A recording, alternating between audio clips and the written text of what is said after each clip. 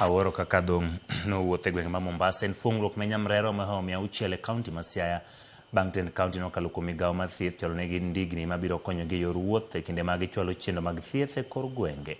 Kanoloso e kinde mane gichiwo ndignigo, gavana ma Siaya James Orengo opwoyo okenge ma nyamrero osegoyo e sekta mar thieth e kauntino, ahinya to e kedo gi tuo mar malaria ma pod ochung' e 26%.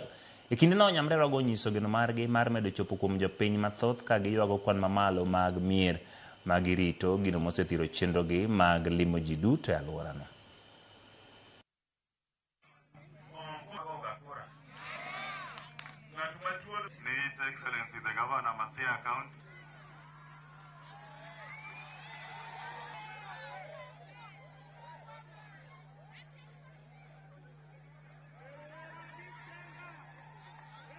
Department mar water ka mondo wabed koda healthy nation mothiedh maber e siptande ma wan kodo, mazingira bende nyaka warit e yo makare.